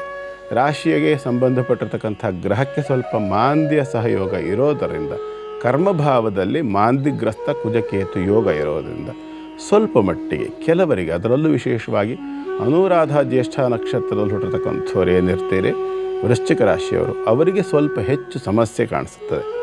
ಹಾಗಾಗಿ ಇವತ್ತು ಸುಬ್ರಹ್ಮಣ್ಯನ ಸಂಬಂಧಿತವಾಗಿರತಕ್ಕಂಥ ಒಂದು ಅಸ್ತ್ರ ಇದೆ. ಈ ಅಸ್ತ್ರ ದೇವತೆಯನ್ನು ಜ್ವಾಲಾಮಾಲಿನಿ ಅಂತ ಹೇಳ್ತಾರೆ. ನೆನ್ಪಿಟ್ಕೊಳ್ಳಿ, ಸುಬ್ರಹ್ಮಣ್ಯ, ನಾವು ಬೇರೆ ಎಲ್ಲ ದೇವತೆಗಳ ಅಸ್ತ್ರ ಕೇಳ್ತೀವಿ. ವಿಷ್ಣುಗೆ ಸಂಬಂಧಪಟ್ಟು ನಾವು ಸುದರ್ಶನಾಸ್ತ್ರ ಕೇಳ್ತೀವಿ, ಶಿವನಿಗೆ ಸಂಬಂಧಪಟ್ಟು ನಾವು ಪಾಶುಪತಾಸ್ತ್ರ ಅಘೋರಾಸ್ತ್ರ ಕೇಳ್ತೀವಿ, ದೇವಿಗೆ ಸಂಬಂಧಪಟ್ಟು ಶಕ್ತಿಯಾಸ್ತ್ರ ಕೇಳ್ತೀವಲ್ವಾ. ಹಾಗೆ ನಾಗಾಸ್ತ್ರ, ಬ್ರಹ್ಮಾಸ್ತ್ರ, ಬ್ರಹ್ಮಶಿರೋಸ್ತ್ರ, ಹೀಗೆಲ್ಲ ಅಸ್ತ್ರಗಳ ಬಗ್ಗೆ ಕೇಳಿರ್ತೀವಲ್ಲ. ಹಾಗೆ ಸುಬ್ರಹ್ಮಣ್ಯನಿಗೆ ಸಂಬಂಧಪಟ್ಟಿರ್ತಕ್ಕಂಥ ಒಂದು ಅಸ್ತ್ರ, ಅದರ ಹೆಸರು ಜ್ವಾಲಾಮಾಲಿನಿ ಅಂತ. ಆ ಜ್ವಾಲಾಮಾಲಿನಿಯನ್ನು ಧ್ಯಾನ ಮಾಡಿಕೊಂಡು ನೀರಿಗೆ ಅದನ್ನು ಅಭಿಮಂತ್ರಿಸಬೇಕು. ಒಂದು ತಾಮ್ರದ ಪಾತ್ರೆಯಲ್ಲಿ ನೀರಿಟ್ಕೊಂಡು ಅದರ ಮೇಲೆ ಕೈ ಇಟ್ಕೊಂಡು ಜ್ವಾಲಾಮಾಲಿನಿ ದೇವಿಯ ರೂಪವನ್ನು ಕಲ್ಪನೆ ಮಾಡಿಕೊಳ್ಬೇಕು. 6 ತಲೆಗಳಿರ್ತಕ್ಕಂತಹ ಕೈಯಲ್ಲಿ ಈಟಿಯನ್ನು ಹಿಡಿದಿರ್ತಕ್ಕಂಥ ಭರ್ಜಿ ಅಥವಾ ಈಟಿ ಅಂತೇನು ಹೇಳ್ತಾರೆ, ಅದನ್ನು ಹಿಡಿದಿರ್ತಕ್ಕಂಥ 6 ತಲೆ ಇರ್ತಕ್ಕಂಥ ಬೆಂಕಿ ಹಾಗೆ ಫಳ ಫಳ ಫಳ ಹೊಳೆಯುವಂತಹ ಒಂದು ಸ್ವರೂಪದ ದೇವಿಯನ್ನು ಪ್ರಾರ್ಥನೆ ಮಾಡಿಕೊಳ್ಳಿ. ಅದು ಜ್ವಾಲಾಮಾಲಿನಿ ದೇವಿ, ಅದು ಅಸ್ತ್ರದ ದೇವತೆ. ಹಾಗಾಗಿ ಅದನ್ನು ಧ್ಯಾನ ಮಾಡಿಕೊಂಡು ನೀರಿನಲ್ಲಿ ಅದನ್ನು ಅಭಿಮಂತ್ರಣೆ ಮಾಡಿ ಎಲ್ಲ ಕಡೆ ಪ್ರೋಕ್ಷಣೆ ಮಾಡಿ ತೀರ್ಥವನ್ನು ಸ್ವೀಕಾರ ಮಾಡ್ತಕ್ಕಂಥದ್ದೇನಿದೆಯಲ್ಲ, ಇದು ಕೂಡ ನಿಮಗೆ ಸಾಕಷ್ಟು ಒಂದು ಅನುಕೂಲವನ್ನು ಮಾಡಿಕೊಳ್ಳುತ್ತೆ. ಪ್ರಶ್ನೋತ್ತರ ವಿಭಾಗದಲ್ಲಿ ನಾಗಶ್ರೀ ಅನ್ನೋರು ನಮಗೆ ಮೆಸೇಜನ್ನು ಕಳಿಸಿದ್ದಾರೆ. ಅವರ ಹುಟ್ಟಿರುವಂಥ ದಿನಾಂಕ 27/8/93, ಸಮಯ 1:45 PM ಅಂತ ಹೇಳ್ತಿದ್ದಾರೆ. ಭದ್ರಾವತಿಯಲ್ಲಿ ಹುಟ್ಟಿರೋದು, ಧನಸ್ಸು ರಾಶಿ, ಪೂರ್ವಾಷಾಢ ನಕ್ಷತ್ರ ಅಂತ ಹೇಳ್ತಾರೆ. ಅವರ ಪ್ರಶ್ನೆ ಏನಪ್ಪ ಅಂತ ಹೇಳಿದ್ರೆ, ಎಲ್ಲರದು ಬಹಳ ಕಾಮನ್ನೇ ಇರುತ್ತೆ ಪ್ರಶ್ನೆ. ಈ ಒಂದು ವಯಸ್ಸವ್ರು ಏನಾದರೂ ನಮಗೆ ಮೆಸೇಜ್ ಹಾಕಿದರೆ ಆಬ್ವಿಯಸ್ಲಿ ಮದುವೆ ಬಗ್ಗೆ ಕೇಳ್ತಿದ್ದಾರೆ. ಅದರ ಜೊತೆಗೆ ಇನ್ನೊಂದು ಖುಷಿಯ ಸಂಗತಿ ಅಂದರೆ, ತುಂಬ ಜನ ಹೆಣ್ಮಕ್ಳು ನಾವು ಕೂಡ ಉದ್ಯಮಿ ಆಗಬೇಕು ಅನ್ನೋ ಒಂದು ಮನಸ್ಥಿತಿ. ಸೊ ಫ್ಯೂಚರಲ್ಲಿ ನಾನು ಏನಾದ್ರು ಬಿಸ್ನೆಸ್ ಮಾಡಬೇಕು ಅಂತಿದ್ದೀನಿ, ಗುರುಗಳೇ ಬಿಸ್ನೆಸ್ ಮಾಡ್ಬೋದು? ಯಾಕಂದರೆ ನಿನ್ನೆನೋ ಅಥವಾ ಮೊನ್ನೆನೋ ಕೂಡ ನಾವು ಇದೇ ರೀತಿ ಒಂದು ಪ್ರಶ್ನೆಯನ್ನು ಕೇಳಿದ್ದು. ಸೊ ಕೆಲಸ ಹುಡ್ಕೊಂಡು ಹೋಗೋದು ಸಾಮಾನ್ಯ, ಕೆಲಸ ಕೊಡಬೇಕು ಅನ್ನೋ ಮನಸ್ಥಿತಿ ಬರೋದು ಅಸಾಮಾನ್ಯರಿಗೆ ಅನ್ನೋ ಒಂದು ಭಾವ ನಂದು, ಅಲ್ವಾ ಗುರುಗಳೇ? ಸೊ ಹೇಗಿದೆ ನಾಗಶ್ರೀ ಅವರ ಮುಂದಿನ ಫ್ಯೂಚರ್? ನಾಗಶ್ರೀ ಅವರು ಕಳಿಸಿರ್ತಕ್ಕಂಥ ಡೇಟ್ ಆಫ್ ಬರ್ತ್ ಟೈಮ್ ಪ್ರಕಾರ ಅವರ ಕುಂಡಲಿಯನ್ನು ರೆಡಿ ಮಾಡಿದಾಗ ಅದರಲ್ಲಿರ್ತಕ್ಕಂಥದ್ದು ವೃಶ್ಚಿಕ ಲಗ್ನ ಮತ್ತು ಪೂರ್ವಾಷಾಢ ನಕ್ಷತ್ರ ಧನುರಾಶಿ. ಇದರಲ್ಲಿ ಲಗ್ನಾತ್ ಪಂಚಮಾಧಿಪತಿಯಾಗಿರ್ತಕ್ಕಂಥ ಗುರು ಮತ್ತು ಚಂದ್ರಾತ್ ಪಂಚಮಾಧಿಪತಿಯಾಗಿರ್ತಕ್ಕಂಥ ಮಂಗಳ ಎರಡೂ ಕೂಡ ಒಟ್ಟಿಗೆ ಇದೆ. ಅಂದರೆ ಜನ್ಮಾಂತರದ ಪುಣ್ಯ ವಿಶೇಷವೂ ಕೂಡ ಇವರಿಗೆ ಸಾಕಷ್ಟು ಉಂಟು. ಜೊತೆಯಲ್ಲಿ ಅದರ ಜೊತೆಯಲ್ಲಿ ಈ ಜನ್ಮದಲ್ಲಿ ಕೂಡ ಅವರು ಮಾಡಿರ್ತಕ್ಕಂಥ ಸತ್ಕಾರ್ಯಗಳ ಫಲ ಕೂಡ ಊಟ ಮಾಡುವಂಥ ಕಾಲ ಹತ್ತಿರ ಬರ್ತಾ ಇದೆ. ಅರ್ಥಾತ್ ಈಗ ಚಂದ್ರದಶೆ ಅಂತ್ಯಕಾಲದಲ್ಲಿದ್ದಾರೆ. ಈ ವರ್ಷ ಆಗಸ್ಟ್ ತಿಂಗಳು ಕಳೀತಾ ಇದ್ದ ಹಾಗೇ ಸೆಪ್ಟೆಂಬರ್ ತಿಂಗಳ ಸುಮಾರಿನಿಂದ ಆರಂಭದಿಂದಲೇ ಅವರಿಗೆ ಮಂಗಳನ ದಶೆ ಆರಂಭ ಆಗುತ್ತೆ. ಗುರುಮಂಗಳ ಯೋಗ ಒಂದು ಒಳ್ಳೆಯ ಯೋಗ ಇದೆ. ಚಂದ್ರಾತ್ ಕರ್ಮಸ್ಥಾನದಲ್ಲುಂಟು ಮತ್ತು ಲಗ್ನಾತ್ ಲಾಭಸ್ಥಾನದಲ್ಲುಂಟು. ಅಂದರೆ 11ನೇ ಮನೆಯಲ್ಲಿ ಬರ್ತದೆ, ಕನ್ಯಾ ರಾಶಿಯಲ್ಲಿರ್ತಕ್ಕಂಥ ಒಂದು ಯೋಗ. ಜೊತೆಯಲ್ಲಿ ಬಹಳ ಅದ್ಭುತವಾದ ಒಂದು ಯೋಗ ಏನಿದೆ ಇದರಲ್ಲಿ ಅಂತಂದರೆ, ಶುಕ್ರನೂ ಭಾಗ್ಯ ಸ್ಥಿತಿಯಲ್ಲಿ ಬರ್ತಾನೆ, ಬುಧಾದಿತ್ಯರೂ ಭಾಗ್ಯಸ್ಥಿತಿಯಲ್ಲಿ ಬರ್ತಾರೆ ಚಂದ್ರನಿಂದಾಗಿ. ಹೀಗೆ ಒಂಥರ ಬಹಳ ವಿಶಿಷ್ಟವಾಗಿರ್ತಕ್ಕಂಥ ಒಂದು ಯೋಗ ಈ ಜಾತಕದಲ್ಲುಂಟು. ಹಾಗಾಗಿ ನಾಗಶ್ರೀ ಅವರೇ ಚಿಂತೆ ಮಾಡಬೇಡಿ. ಮುಂದೆ ಬರತಕ್ಕಂತಹ ಕುಜದಶೆ ಸೆಪ್ಟೆಂಬರ್ ತಿಂಗಳಿನಿಂದ ನಿಮಗೆ ಉತ್ತಮವಾದಂಥ ಫಲಗಳನ್ನು ಕೊಡ್ತದೆ. ಗುರುಮಂಗಳ ಯೋಗ ಬೇರೆ ಇರೋದರಿಂದ ಸ್ವಲ್ಪ ಆಗಾಗ ನಿಮಗೆ ಬರ್ತದೆಯಲ್ಲ, ಮೂಗು ಚೂಪಿದೆ ನಿಮ್ಮದು ಅಂತ ಅಂದ್ಕೊಳ್ತೀನಿ. ಆ ಮೂಗಿನ ತುದಿಯಲ್ಲಿ ಬರ್ತಕ್ಕಂಥ ಕೋಪವನ್ನು ಸ್ವಲ್ಪ ನಿಯಂತ್ರಣ ಮಾಡಿಕೊಂಡ್ರೆ ಖಂಡಿತವಾಗಲೂ ಒಳ್ಳೆಯ ಅಭಿವೃದ್ಧಿ ಇದೆ. ಮುಂದೆ ಬರ್ತಕ್ಕಂಥ ಆ ಒಂದು ಕುಜನ ದಶೆಯಲ್ಲಿ ನೀವೇನು ಪ್ರಶ್ನೆಗಳನ್ನು 2 ವಿಚಾರ ಕೇಳಿದ್ದೀರಿ, ಈ 2 ವಿಚಾರದಲ್ಲೂ ಅಲ್ಲಿ 2 ಗ್ರಹಗಳಲ್ವ, ಕುಜ ಮತ್ತು ಗುರು. ಹಾಗಾಗಿ 2 ವಿಚಾರಗಳನ್ನು ಕೇಳಿದ್ದೀರಿ, ಕುಜನ ದಶೆ ಇದೆ. ನಿಮ್ಮ 2 ವಿಚಾರಗಳು ಕೂಡ ಸೆಪ್ಟೆಂಬರ್ ನಂತರ ಕೈಗೂಡ್ತಕ್ಕಂಥ ಯೋಗ ತುಂಬ ಚೆನ್ನಾಗಿದೆ. ಚಿಂತೆ ಮಾಡಬೇಡಿ, ಒಳ್ಳೆಯದಾಗಿ. ನಾಗಶ್ರೀ ಅವರೇ ಧನ್ಯವಾದಗಳು ಕಾರ್ಯಕ್ರಮಕ್ಕೆ ಮೆಸೇಜ್ ಕಳಿಸಿದ್ದಕ್ಕಾಗಿ. ನಿಮಗೂ ಕೂಡ ಇಂಥದ್ದೇ ಪ್ರಶ್ನೆ ಇದೆಯಾ, ನಮ್ಮ ಮುಂದಿನ ಭವಿಷ್ಯದ ಬಗ್ಗೆ ತಿಳಿದುಕೊಳ್ಬೇಕು ಅನ್ನೋ ಕಾತರ ಇದೆಯಾ? ಹಾಗಿದ್ರೆ ತಡ ಯಾಕೆ? ಕೆಳಗಡೆ ಕಾಣಿಸ್ತಿರೋ ಅಂಥ ಒಂದು ನಂಬರ್ಗೆ ನೀವು ಮೆಸೇಜ್ ಕಳಿಸ್ಬೋದು, ವಾಟ್ಸಪ್ ಮುಖೇನ ಅಥವಾ ಪತ್ರ ಬರೆದು ಕಳಿಸಿ, ಇಮೇಲ್ ಮೂಲಕ ಕೂಡ ನಿಮ್ಮ ಪ್ರಶ್ನೆಯನ್ನು ಕೇಳಬಹುದು ಮುಕ್ತವಾಗಿ. ಗುರುಗಳು ನಿಮಗೆ ನೇರ ಉತ್ತರವನ್ನು ನೀಡ್ತಾರೆ ಅಂತ ಹೇಳ್ತಾ, ಇನ್ನು ಮುಂದಿನ ದಿನಗಳಲ್ಲಿ ಫೋನ್ ಕಾಲ್ಸನ್ನು ಕೂಡ ನಾವು ತೆಗೆದುಕೊಳ್ಳಿದ್ದೇವೆ ಅಂತ ತಿಳಿಸ್ತಾ, ಗುರುಗಳೇ ಇನ್ನು ಕೊನೆಯ 4 ರಾಶಿಗಳ ಕುರಿತಾಗಿ ಏನು ಹೇಳ್ತಿದ್ದೀರಾ? ಮುಂದಿಂದು ಧನುರಾಶಿ. ಧನುರಾಶಿಯವರಿಗೆ ಇವತ್ತು ಸ್ವಲ್ಪ ಎಚ್ಚರಿಕೆಯಿಂದ ಇರಬೇಕಾಗಿರ್ತಕ್ಕಂಥ ದಿನ.